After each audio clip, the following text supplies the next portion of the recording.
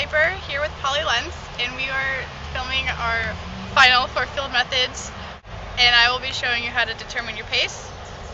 That's it. To measure your pace, measure the number of steps you take in a certain distance. Here we will measure the number of steps in 20 feet. First, we measured 20 feet on flat ground, from the keys to the water bottle. Line up your right foot behind the starting line. Take comfortable steps until you reach the end line. One pace is a step with each foot. In other words, step with your left foot, then your right foot. This is one pace.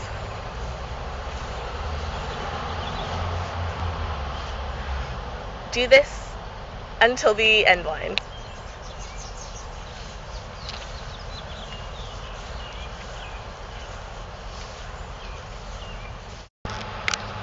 In order to find your pace, you must divide the number of paces you take over the distance that you walked.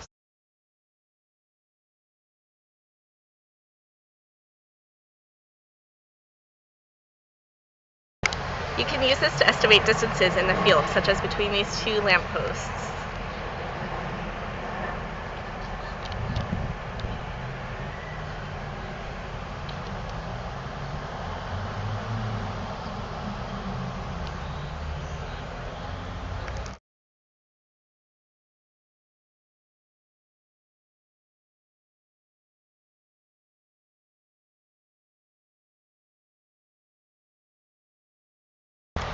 One thing is to remember that your pace can vary with terrain.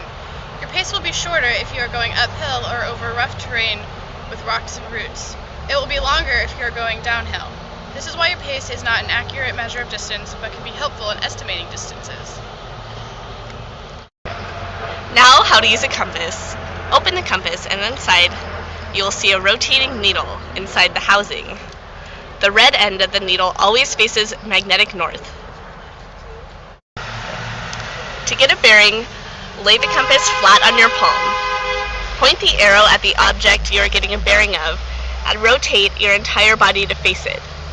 Spin the part of the compass with the angle measurements, called the compass housing, until the red arrow lines up with the red outline.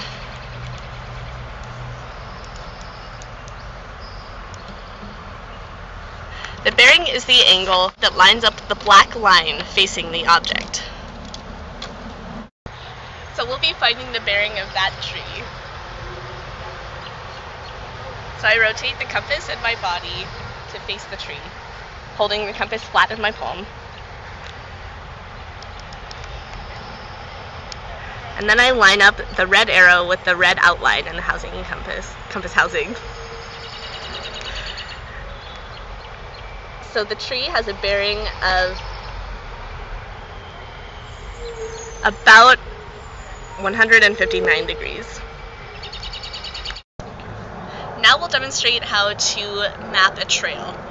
So first,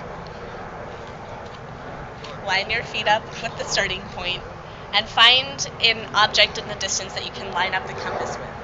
I'll be using that tree. So hold the compass flat in your palm and point the arrow at the object.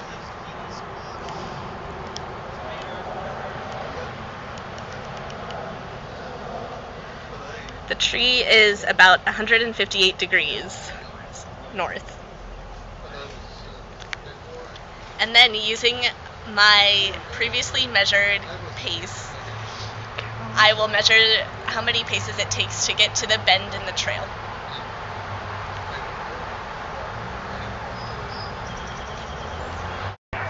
The next section of the trail is 138 degrees north.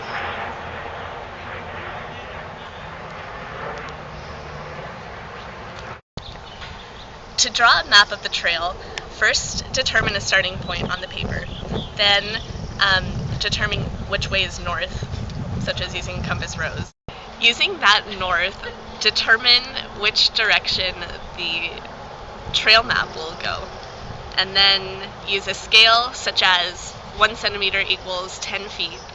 Draw the trail.